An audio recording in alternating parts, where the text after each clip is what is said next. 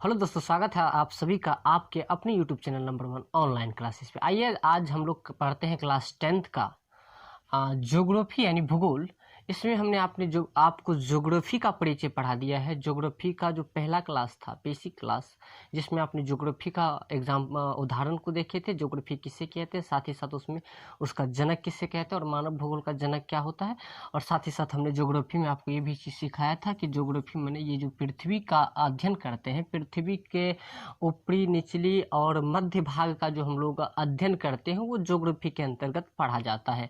और आपको ये भी बताया गया था कि इसे 3 भागों में हम लोगों ने बांटा था। साथ ही साथ इस बीच वाले भाग को स्थलीय भाग कहते हैं, जिसपे हम लोग रहते हैं यानी निवास करते हैं। ठीक है, जिसपे पेड़ पौधे, जीव जंतु, सभी जीव जंतु और सभी जैविक क्रियाकलाप जो भी काम हो रहे हैं बाकी, वो सभी स्थलीय मंडल में होते हैं। ठीक है, आगे था इसके ऊपर में गैसीय क्षेत्र है, जबकि नीचे भूगर्भ है, यानी अंदर के भाग के बारे में हम लोग पढ़ेंगे नीचे में। ऊपर में गैस के बारे में पढ़ेंगे। वायुमंडल में क्या है, खुले आकाश में आप गैस के बारे में जान रहे हैं। बाकी स्थल पे तो आप समझ सकते हैं कि हम सभी जो है स्थल मंडल पे हैं, यानी स्थल क्षेत्र में है। नीचे क्या है, तो नीचे में हम लोग जमीन के अंदर पृथ्वी के गर्भ में जो छुपी हुई कहानियां हैं उसको सीखेंगे कि वो कितने प्रकार से हम लोग पढ़ सकते हैं। ठीक है, साथ ही साथ इसको डिटेल से आपको बताया जाएगा। वो टॉपिक कुछ अलग होगा, ज्योग्राफी के उसके बारे में आपको डिटेल से सिखाया जाएगा। यदि आप यहाँ पे 10th क्लास का बात करते तो आपको परिचय पढ़ा दिया गया है, बाकी वो पार्ट 1 था। अब यहाँ से आपका शुरू हो गया भारत यानी संसाधन एवं उपयोग, जो आपका चैप्टर फर्स्ट है क्लास 10th के लिए।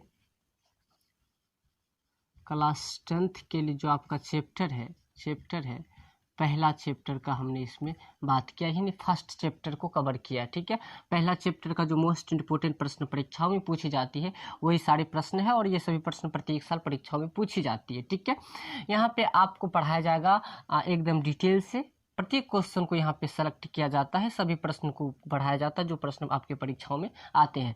साथ ही साथ आपको ये बताते चले हम कि हमारा ये जो है यूट्यूब चैनल है, इस चैनल पे जिस पे अभी आप देख रहे हैं, इस चैनल पे और भी कई मैथ का, संस्कृत का, बायोलॉजी का, अनेक विषयों का बनाया गया है, सब्जेक्टिव क्वेश्चन, ऑब्जेक्टिव क्वेश्चन। ठीक है, यदि अभी तक आपने उसको नहीं देखा है तो हमारे चैनल के प्लेलिस्ट को एक बार जरूर चेक करें, वहाँ पे आपको बहुत चीज़ मिलने वाला है। एकदम फ्री ऑफ कॉस्ट है, इसमें किसी प्रकार का आपको पेड कोर्स खरीदने की आवश्यकता नहीं है। सारा चीज़ इस चैनल पे आपको यानी शुरू से लेकर के अंत तक कराया जाएगा, और जिसमें हमने बहुत सारी चीज़ों को करा रखा है पहले से। ठीक है, आप उसको एक बार जरूर चेक करेंगे। तो चलिए हम लोग कहानी को शुरू करते हैं। ये उनके लिए है जिसको पैसा है तो वो कुछ भी कर सकता है। ठीक है, उसके लिए कोई दिक्कत वाली बात नहीं। वो हमारे गांव में जो भी है, गांव शहर चाहे जहां भी जिससे दिक्कत है, वो हमारे चैनल से जुड़े, और फ्री में, एकदम फ्री में सारी चीज़ को यहाँ पे आपको पढ़ाया जाएगा। एकदम आप बेदिल से पढ़िए, लगन से पढ़िए और सफल हो जाइए। ठीक है, तो यही हमारे लिए बहुत बड़ी बात हो जाएगी, है कि नहीं। आपके पढ़ने से, आपके नाम को उजागर होने से हमारा भी कहीं ना कहीं उसमें क्या हो जाएगा, योगदान हो जाएगा, और सही कर्म करने का सही परिणाम मिलता है ना। आपको यहाँ पे किसी प्रकार का पैसा खर्चा करने की आवश्यकता नहीं, एकदम फ्री में आप बेहतरीन क्वेश्चन आपके लिए प्रोवाइड किया जा रहा है। निश्चित रूप से आप इसको देखिए, समझिए। उसके बाद यदि आपको सही में अच्छा लगेगा तो चैनल को सब्सक्राइब कर लीजिएगा और वीडियो को लाइक कर दीजिएगा। ठीक है, तो बढ़ते हैं संसाधन। ये है आपका संसाधन एवं उपयोग। ये संसाधन को पहले समझना। ये संसाधन हम लोग भारत के बारे में सीख रहे हैं, क्योंकि हमारा प्रश्न जो परीक्षाओं में पूछे जाते हैं, जो हमारा चैप्टर है उसी आधार पर पूछेंगे। बाकी ये जो हम बता रहे थे, ये आप किसी भी परीक्षा की तैयारी कर रहे हैं, कम्पिटिटिव एग्जाम की तैयारी कर रहे हैं, उसके पॉइंट व्यू से वो बात बताया जा रहा था। बाकी हमारा जो मेन प्रश्न है क्लास 10th के लिए ये है, और कोई भी आदमी सीख सकता है, जिसको सीखना है सभी के लिए हो सकता है कि नहीं। संसाधन आप लिख लीजिएगा कॉपी में, संसाधन किसे कहते हैं, नहीं तो इसे भी तीर लगा के आप लिख सकते हैं। मानव जीवन में उपयोग होने वाली वे सारी वस्तुएं जो मानवीय आवश्यकताओं की पूर्ति करती है, उसे संसाधन कहते हैं कि नहीं। सिंपल डिफिनेशन हमने लिख के रखा आपके लिए। मानवीय आवश्यकताओं को पूरा करने के लिए मानव जीवन जो जिएगा, उसमें जो उसको जो वस्तु, जिस पदार्थ, जिस चीज़ों की आवश्यकता पड़ेगा, वही तो संसाधन है ना। ये आप मार्कर देख रहे हैं, इससे हम लिख रहे हैं, ये भी आपका क्या है, संसाधन है। जिससे ये रिकॉर्ड हो रहा है वीडियो, ये भी आपका क्या है, संसाधन है। ये बोर्ड क्या है जिस पे आप पढ़ रहे हैं, ये भी क्या है, संसाधन है ना। अच्छी तरह से आपको समझ में आ गया होगा।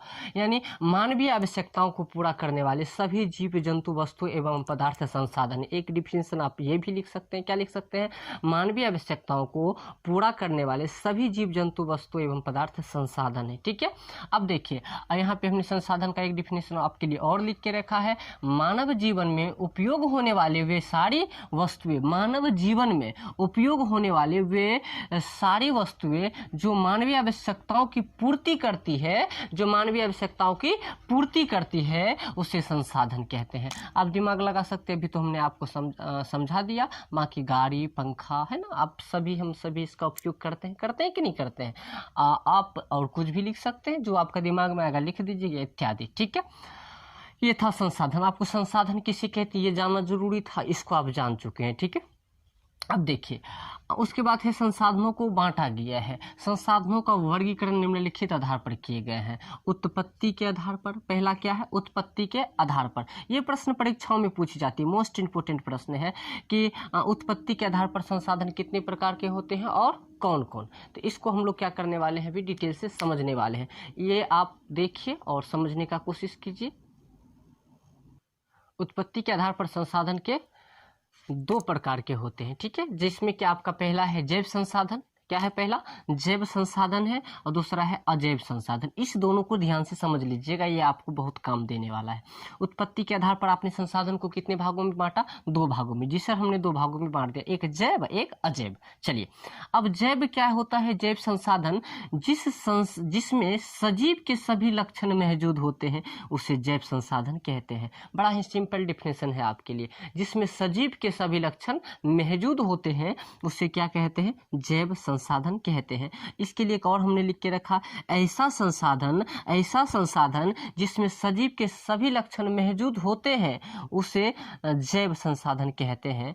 यह जैव मंडल से प्राप्त होता है। ये कहाँ से प्राप्त होते हैं, तो ये जैव मंडल से प्राप्त होते हैं। जैव संसाधन प्रश्न आएगा ऑब्जेक्टिव में, सब्जेक्टिव में भी आ सकता है। आपको पूछा जाएगा कि जैव संसाधन कहाँ से प्राप्त होते हैं, तो जैव मंडल से प्राप्त होते हैं। इसमें कौन सब आ जाएंगे, मनुष्य, मत्स्य, उसके बाद वनस्पति इत्यादि। ठीक है, ये पूछा जाता है कि वनस्पति कौन सा संसाधन है, जैव है, जैव संसाधन या अजैव संसाधन है। यहाँ तक आपने सीखा जैव और अजैव। जैव संसाधन के बारे में यहाँ आपको लिखा गया है। ठीक है, जैव संसाधन का डिफिनेशन को आपने सही से देख लिया। एक बार फिर से, जिसमें सजीवों के सभी लक्षण मौजूद होते हैं उसे जैव संसाधन कहते हैं। सीधा आपको प्रश्न कैसे बनाना है, जैव जिसमें जीवित रहने वाला, जिंदा, ठीक है, जिसमें जीव हो, लिखेंगे। वैसा संसाधन जिसमें सजीवों के सभी लक्षण मौजूद होते हैं उसे जैव संसाधन कहते हैं। जैसे जैव संसाधन का उदाहरण क्या सब होता है, मनुष्य, वनस्पति, ये सारी चीज इत्यादि। ठीक है, अब इसको आप एक स्क्रीनशॉट लीजिए, हम थोड़ा साइड हो जाते हैं। अब चलते हैं हम लोग इसके अजैव संसाधन पे। ये है आपका अजैव संसाधन। अब इसको समझ लेते हैं। जैव को आपने समझ लिया, अजैव संसाधन किसे कहते हैं, तो ऐसा संसाधन जिसमें सजीवों के लक्षण मौजूद नहीं होते हैं। इसमें क्या लगाना है, इसमें सजीवों के लक्षण मौजूद होते हैं, इसमें नहीं होते हैं, उसे अजैव संसाधन कहते हैं। सिंपल डिफिनेशन है, ऐसा संसाधन जिसमें सजीवों के लक्षण मौजूद नहीं होते हैं उसे अजैव संसाधन कहते हैं। जो कि आपका एक चट्टान आ जाएगा, बेंच, कलम, किताब और धातु इत्यादि, है ना। अजैव में आप जिसमें कुछ भी लगा सकते हैं, लेकिन इसे याद रखना है आपको, बेंच, ये चट्टान और साथ ही साथ धातु, ये दोनों परीक्षा में पूछ देता है। इसमें दिक्कत हो जाता है विद्यार्थी को कि सही में सर ये कौन होगा कौन नहीं होगा।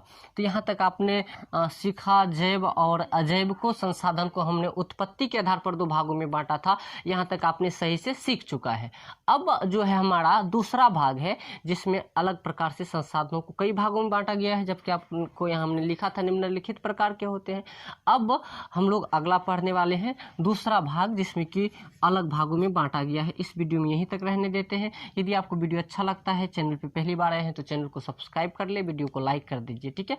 और आप कमेंट भी कर सकते हैं यदि आपको किसी प्रकार की समस्या इस पे होती है। तो ये था आपके लिए प्रश्न, आप इसको अच्छी तरह से अपने कॉपी में नोट डाउन कर लीजिए और इसको पढ़ते रहिए बार बार, है ना। फिर से आगे वीडियो आपका आने आने वाला है। इसी प्रकार से रेगुलर वीडियो आपको मिलते जाएगा, आप इस पर सुंदर से तैयारी करते रहेंगे, ठीक है। अपना कॉपी बनाइए सुंदर से और उसको पढ़िए, दुनियादारी के चक्कर में नहीं रहे तो आप सफल जरूर हो जाएंगे, ठीक है।